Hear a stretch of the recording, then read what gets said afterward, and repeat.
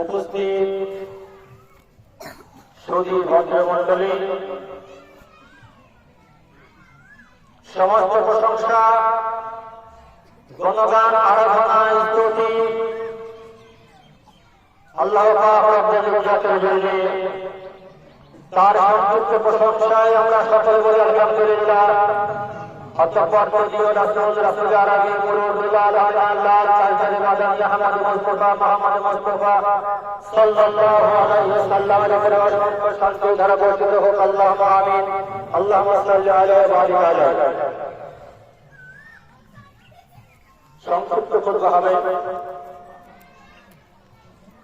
একটু প্রত্যেকে আটোসাটো হয়ে বসবেন। তার কারণ শয়তান আপনাকে অসুস্থ দেবে, আপনাকে এখানে থাকতে দেবে না, আপনাকে এখান থেকে ছুটিয়ে ঈদগাহের বাইরে নিয়ে যাওয়ার চেষ্টা করবে।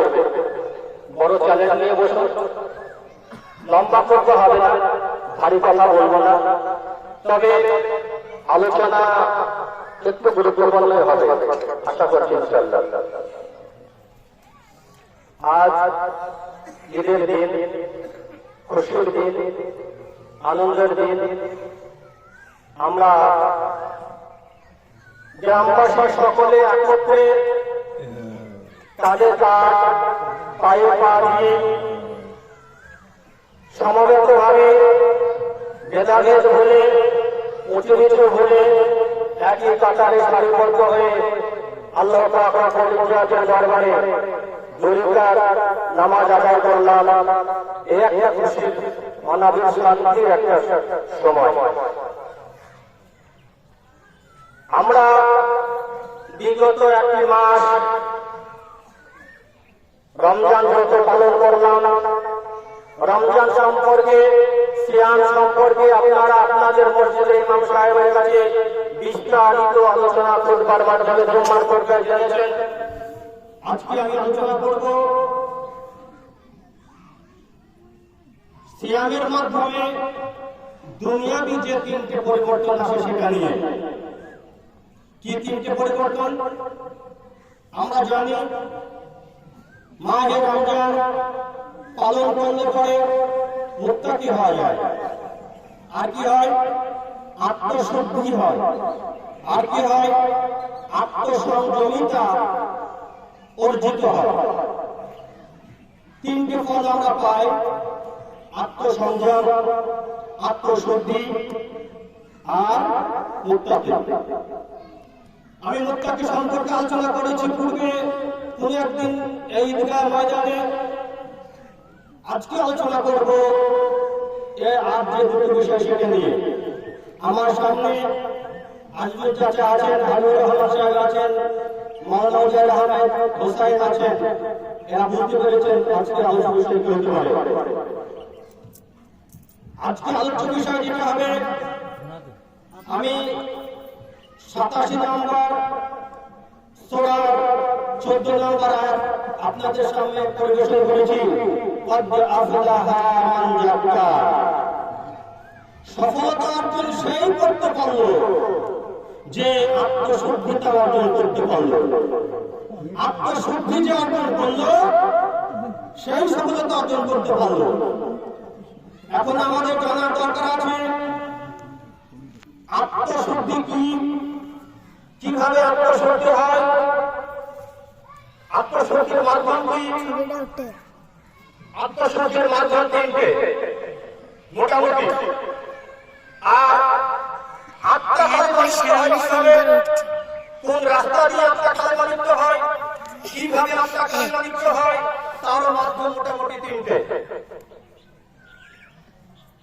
আমাদের এই যে হিউম্যান বডি, মানব শরীর, এই সমস্ত উপাদান, এটা হচ্ছে দুনিয়ার যে উপাদান উপাদান সেখান থেকে তৈরি।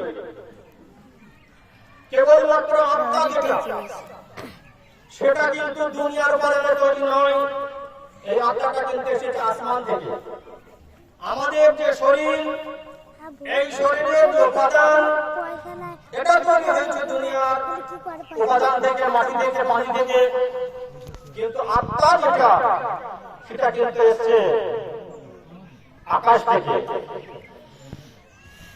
আর আল্লাহ পাক রব্বুল ইজ্জত বলেছেন, ইন্নাশ শাইতানা আদুউন মুবিন, লাকুম আদুউন মুবিন, ওয়ালা তাত্তাবিউ খুতুওয়াতিশ শায়াতিন। ভাই সকল, আমাদেরকে বলতে হবে, পৃথিবীতে আমাদের শত্রুকে। কিছুদিন আগে আমরা দেখলাম, আমরা চিনলাম, আমরা শুনলাম করোনা বলে একটি ভাইরাস এসেছিল। সেই ভাইরাস থেকে মোকাবেলা করার জন্য আমরা বিভিন্ন উপায় অবলম্বন করেছিলাম। আমরা সেদিনকে আমাদের শত্রুকে, আমাদের ক্ষতিকারক ভাইরাসকে সেটা আমরা জেনেছিলাম। সেই হিসাবে আমরা সকলেই বিভিন্ন পথ, বিভিন্ন উপায়, বিভিন্ন উপায় কিন্তু আমরা অবলম্বন করেছিলাম। নিজেকে সেফ রাখার জন্য সোশ্যাল ডিস্টেন্স, মাস্ক ইত্যাদি ইত্যাদি ইত্যাদি স্যানিটাইজ। তদ্রূপ আমরা যদি আমাদের সকলের গন্তব্যস্থান, আমাদের সকলের সফলতা কিসে, আমরা সবাই কিন্তু সফল হতে চাই, কিন্তু নির্ণয় করতে আমরা ব্যর্থ হই। আমাদের সফলতা কিসে আর ব্যর্থতা কিসে? কিসে আমাদের সফলতা, কিসে আমাদের ব্যর্থতা? কে আমাদের ব্যর্থ করে, কে আমাদের শত্রু? আমরা যখন এই শত্রুকে জেনে যাব, তখন আমরা সফলতা লাভ করব। তার কারণ আমাদের সবার আশা, সবার গন্তব্য মৃত্যুর পরে আমরা যাতে জান্নাতবাসী হতে পারি, সেটাই আমাদের আশা এবং আকাঙ্ক্ষা এবং কামনা এবং বাসনা। আমরা মাহের রমজানে দেখলাম গ্রামের 95% মানুষ তারা মসজিদে 5 ওয়াক্ত হাজিরা দিয়েছে। তার মানে তারা সফলতা চায়, কিন্তু কিভাবে সফল হবো আমরা সেটা আমরা বুঝতে পারি না। এখন আসুন, আমাদের আত্মশুদ্ধি বা আত্মা কিভাবে প্রদর্শিত হয়। ধরুন একটা বদ্ধ ঘর, সে ঘরে আপনি যদি জানালা দরজা বন্ধ করে দেন, তাহলে কিন্তু ঘরটা তুলনামূলক ভাবে পরিশুদ্ধ থাকবে, নোংরা মুক্ত থাকবে। একটি ঘরে সাধারণত ধুলোবালি ময়লা মাটি প্রবেশ করে কোন দিক দিয়ে, সেটাও 3 দিক দিয়ে, দরজা, জানলা, দুলদুলি। তেমনি ভাবে মানুষের যে আত্মা রয়েছে, মানুষের যে তার বা অন্তর রয়েছে, সেটাও 3 দিক থেকে শয়তানরা আক্রান্ত হয়। আর শয়তান হচ্ছে আমাদের প্রকাশ্য দুশমন, শয়তান হচ্ছে আমাদের প্রকাশ্য শত্রু। আমাদের যত অপকর্ম, কুকর্ম, কুকাজ, কুভাবনা, কুচিন্তা, সমস্ত শয়তানের কাছ থেকে আমরা বারবার শয়তানের কাছে হেরে যাই, আমরা ব্যর্থ হই। আমাদের অন্তর কালমালিপ্ত হওয়ার প্রথম রাস্তা হচ্ছে মুখ। জিহ্বার দ্বারাই আমাদের অন্তর কালমালিপ্ত হয়। আমরা এই মুখের দ্বারাই মানুষের বিপদ করে থাকি, মানুষের চর্চা করে থাকি, মানুষকে ছোট ছোট কথা বলে থাকি, মানুষকে গালাগালি করতে পারি। আল্লাহ পাক রব্বুল ইজ্জত বলছেন যে তোমরা প্রথমে মুখটাকে সংবরণ করো, তার কারণ শয়তানের অত্যাচার ক্ষমতা আছে এবং একটা মানুষের মধ্যে শয়তান প্রবেশ করে মুখের দ্বারাতে। মুখকে সংবরণ করতে পারলো, সে নিজেকে অনেকটাই সংবরণ করতে পারলো। 2 নম্বর, আমাদের অন্তর কালিমালিপ্ত হয়, আমাদের অন্তর রোগগ্রস্ত হয়। শয়তান আমাদের অন্তর প্রবেশ করে চোখের মাধ্যমে। আমরা চোখ দিয়ে বিভিন্ন ভাবে, বিভিন্ন সময় বিভিন্ন জিনিস দেখে থাকি। আমরা যদি চোখকে সংবরণ না করতে পারি, তাহলে আমরা কিন্তু আত্মশুদ্ধি করতে পারবো না, আত্মশুদ্ধি আমাদের অর্জিত হবে না। 3 নম্বর, আমাদের অন্তর কালিমালিপ্ত হয়, সেটা হচ্ছে কানের দ্বারায়। আমরা কান দিয়ে যখন অকথা কুকথা যদি শুনব তখন আমাদের অন্তর কালিমা লিখতে হবে। তাহলে আমাদের মধ্যে আমাদেরকে বিভ্রান্ত করার জন্য শয়তানি ওয়াসওয়াসা প্রবেশ করার তিনটে রাস্তা, সেটা হচ্ছে মুখ সংবরণ করুন, চোখ দৃষ্টি সংযত করুন, কান নিয়ন্ত্রণ করুন, এবং তাহলে দেখবেন আপনার অন্তরের উপরে আপনার কন্ট্রোলিং পাওয়ার অটোমেটিক্যালি চলে আসবে। যখন আপনার অন্তরে আপনি যখন আপনার অন্তরকে কন্ট্রোল করতে পারবেন, আমরা যখন আমাদের অন্তরকে কন্ট্রোল করতে পারবো, তখন শয়তান আমাদের কাছে অস্ত্র দিতে পারবে না, দূরে থাকবে। এবার আসি অন্তরকে পরিষ্কার করার, অন্তরকে কালিমালিপ্ত করার, আত্মশুদ্ধি করার উপায়গুলো কি কি, সেটাও আমি মোটামুটি তিনটে বলতে বলেছি। প্রথম নাম্বার হচ্ছে তাওহীদ, একত্ববাদ, আল্লাহ পাক রব্বুল ইজ্জত এক ও অদ্বিতীয়, দৃঢ় মনে সত্য মনে কঠিন ভাবে এই কথার উপর বিশ্বাস এবং অটলতা। এক নাম্বার তাওহীদ। দুই নাম্বার আত্মসচেতনতা, দুই নাম্বার সালাত। দেখুন ভাই, আপনার অবস্থান আপনাকে বলে দেবে, আপনার অবস্থান আপনাকে বলে দেবে আপনি কোন পথের যাত্রী। আপনি জাহান্নামের যাত্রী না আপনি জান্নাতের যাত্রী, সেটা আপনাকেই আপনার কর্মে বলে দেবে। আপনার অবস্থান যদি চট্টগ্রাম স্টেশন থেকে উত্তর দিকে হয়, তাহলে আপনি পৌঁছে যাবেন লালগোলা। আপনার যদি দক্ষিণ দিকে হয়, আপনি পৌঁছে যাবেন শিয়ালদা। তবে ভাই, আমাদের জীবনের যে রাস্তা, সেই রাস্তায় আপনাকে বলে দেবে আপনি কোন পথের যাত্রী। আপনি মৃত্যুর পরে আপনার স্থায়ী ঠিকানা কোথায় হতে পারে। সেই হিসাবে তৃতীয় নম্বর আত্মশুদ্ধির যে উপায়, সেটা হচ্ছে সালাত। আপনি যখন দেখবেন মসজিদে মুয়াজ্জিন আল্লাহর নামে মুক্তির জন্য আপনাকে ডাক দিচ্ছে, তখন যদি আপনার অন্তর মসজিদে হাজির হয়, তাহলে আপনি সঠিক রাতে আছেন, আপনি জান্নাতি পথে আছেন। আর যদি আপনি মসজিদ থেকে পাশ কাটিয়ে অন্যদিকে চলে যান, তাহলে আপনি বুঝিয়ে নেবেন আপনার অন্তর এখনো কন্ট্রোল আসেনি, আপনি জাহান্নামের যাত্রী। মৃত্যুর পরে আপনার জাহান্নামের স্থায়ী ঠিকানা। ভাই, মৃত্যু জীবনের শেষ নয়, মৃত্যু জীবনের শেষ নয়, মৃত্যু বৃহৎ জীবনের কেবলমাত্র শুরু। মৃত্যু হচ্ছে বৃহৎ জীবনের শুরু। তাহলে দুই নম্বর কি বললাম? সালাত, রোজা, হজ, যাকাত, এগুলো হচ্ছে দুই নম্বর আত্মশুদ্ধির উপায়। আত্মশুদ্ধিকরণের তৃতীয় নম্বর উপায় হচ্ছে লিসানুল জাকির, আপনার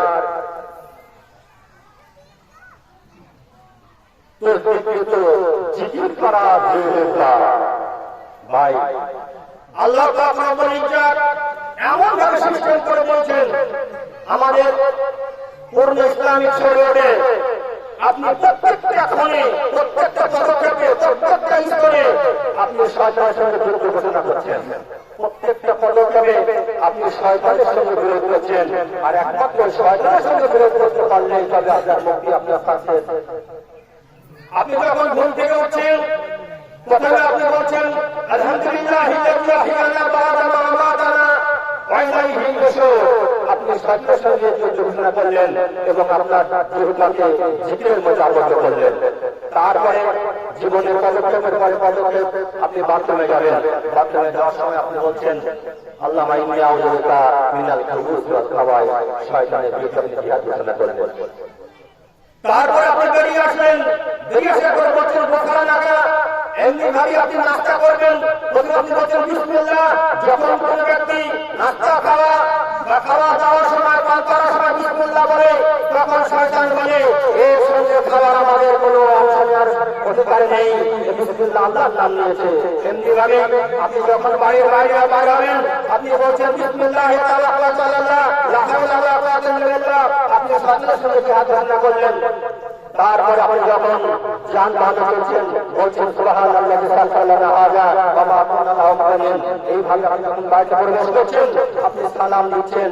বাড়িতে যখন সালাম দেন, তখন শয়তান বলে এই বাড়িতে তোমাদের থাকার জায়গা নেই, এই বাড়িতে তোমার খাওয়ার জায়গা নেই, এই বাড়িতে তোমার আড্ডা দেওয়ার জায়গা নেই। ভাই সকল,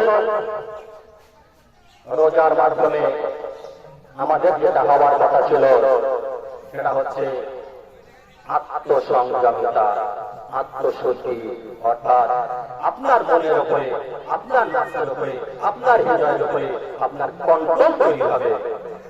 কন্ট্রোল যদি না হয়, যদি আপনার আত্মা যদি শয়তান কন্ট্রোল করে, তাহলে চরমভাবে ব্যর্থ, দুনিয়াবি সমস্ত কাজে ব্যর্থ হবেন, মৃত্যুর পরেও আপনি ব্যর্থ হবেন। ভাই, আপনার অন্তরে যে ব্যাধি রয়েছে আপনি বুঝবেন কিভাবে? যখন দেখবেন আপনার দ্বারাতে মানুষকে আঘাত দিয়ে কথা বলা হয়ে যাচ্ছে, আপনার অন্তর রাগান্বিত হচ্ছে, আপনি মানুষকে তিরস্কৃত করছেন, আপনি মানুষকে হ্যারাস করছেন, আপনার দ্বারাই অহংকার হয়ে যাচ্ছে, আপনি মানুষকে ছোট বড় মনে দেখছেন, আপনি মানুষকে সমান হয়ে দেখতে পাচ্ছেন না, আপনার দ্বারা পাপ হয়ে যাচ্ছে, আপনার দ্বারা অনেক ক্ষতি হয়ে যাচ্ছে, অন্যের স্মৃতিতে আপনার অন্তর কষ্ট পাচ্ছে, পরস্পর কাতরতা আপনাকে অ্যাটাক করছে, আপনি ভেবে দেবেন আপনার অন্তর এখনো পরিশুদ্ধ হয়নি, আপনি এখনো শয়তান দ্বারা আক্রান্ত, আপনি অ্যাট্রাক্টেড বাই দ্য শয়তান। সেই হিসাবে আমি বলবো সকল বাবা ভাইদেরকে আমরা ভেবে দেব বা আমরা কংক্রিট ভাবে বিশ্বাস নিয়ে আসবো আমাদের জীবনে ব্যর্থতার মূলে রয়েছে শয়তান, তাকে আশ্রয় দেব না। আপনি যখন খারাপ কাজ করেন আপনি ভাবেন আপনি করছেন না, আপনি শয়তান দ্বারা পরিণত হচ্ছেন। দুটো রাস্তা, একটা হচ্ছে শয়তানের রাস্তা, একটা হচ্ছে আল্লাহর রাস্তা। আপনি শয়তানের রাস্তা যদি চলেন মরার পরে মরতে পারবেন, আপনি যদি আল্লাহর রাস্তায় চলেন পুরস্কৃত হবেন। আপনাদের সকলের কাছে আমার আবেদন, রোজার মাধ্যমে আমরা যে আত্মসংযম এবং মনকে কন্ট্রোলিং করা পাওয়ার যেটা অভ্যস্ত হলাম, সেটা যেন আমরা রোজার পরেও আমরা মনোবল রাখতে পারি এবং আমরা আল্লাহ তাআলার কাছে প্রার্থনা জানাই আল্লাহ আমাদের সকলকে কালবে সালিম ও পরিশুদ্ধ আত্মার অধিকারী করো। আল্লাহ পাক রব্বুল ইজ্জত বলছেন মরার পরে অর্থের কোনো সাহায্য পাবেন না, জান্নাত আপনি যেতে পারবেন না যদি আপনি পরিশুদ্ধ আত্মার মালিক না হতে পারেন। পরিশুদ্ধ আত্মার মালিক হতে পারেন তবে আপনি জান্নাতে ঠাঁই পাবেন। রাসূল আকরাম সাল্লাল্লাহু আলাইহি ওয়াসাল্লাম মসজিদে বসে আছেন সাহাবাদেরকে নিয়ে, তিনি বলছেন তোমরা দেখবে কিছুক্ষণের মধ্যে একজন জান্নাতে লোক প্রবেশ করবে। সাহাবায়ে-কেরাম উৎসুকভাবে তাকিয়ে রইলেন, দেখলেন একজন আনসারী সাহাবী উজু করে দাঁড়িয়ে করতে মোটিভেট করলেন। দ্বিতীয় দিন বললেন আমার সাহাবাগণ কিছুক্ষণের মধ্যেই একজন জান্নাতি লোক ওখানে মধ্যে প্রবেশ করবে। ঠিক সাহাবারা দেখলেন দ্বিতীয় দিন সেই ব্যক্তি, তৃতীয় দিন একই কথা বললেন সেই একই ব্যক্তি। তখন একজন সাহাবী আব্দুল্লাহ ভাবলেন যে কি এমন আমল করে আমার দেখার দরকার আছে যাতে রাসূলুল্লাহ সাল্লাল্লাহু আলাইহি ওয়াসাল্লাম যে মুহূর্তে জান্নাতে ঘোষণা করছেন তিনি বাহানা করে তার বাড়িতে 3 দিন থাকার পারমিশন নিলেন। 3 দিন থাকলেন, সারাদিন থেকে তরক করলেন, দেখলেন কিন্তু কিছু এক্সট্রা কিছু আমল তিনি পেলেন না।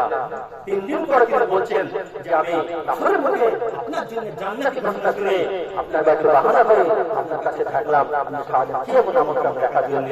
তখন তিনি বলছেন যে আমি অতিরিক্ত কিছু আমল করি না, আপনারা যা করেন আমিও তাই করি। রাসূল কেন আমাকে জান্নাতে ঘোষণা করেছেন আমি বুঝতে পারছি না। তারপরে সাহাবী হতাশ হয়ে চলে যাচ্ছেন। কিছুক্ষণ পর তিনি বলছেন শুনুন আমি একটা কাজ করি কি সারাদিন বিভিন্ন কারবারি করে রাত্রে যখন ঘুমাতে যায় আমি সারাদিনের যে কারবারি লেনদেন মামলা মানুষের সঙ্গে করেছি সমস্তটাই ভুলে যায়, সমস্ত কিছু মানুষকে আমি মাফ করে দিই এবং কোন সমস্ত হিংসা হিংসা মুক্ত, বিদ্বেষ মুক্ত, অহংকার মুক্ত হৃদয় নিয়ে আমি শুয়ে যাই, ঘুমিয়ে যাই। তখন সাহাবা বললেন, আল্লাহ রাসূল এই কারণেই, এই গুণের কারণেই আপনাকে জান্নাতি ঘোষণা করেছেন। ভাই সকল, আমরা চেষ্টা করব বিদ্বেষ মুক্ত জীবন, হিংসা মুক্ত জীবন, মানুষকে ছোট করবো না, মানুষকে হারেস করবো না, মানুষের মান সম্মান ছেড়ে মেরে ফেলবো না, সকলকে সমান জানবো। আর একটা ঘোষণা আছে, আপনারা অনেকে শুনেছেন হয়তো, আমাদের যে কবরস্থান রয়েছে ওর পশ্চিমে আমাদের মাছখোলা বলে জায়গা আছে,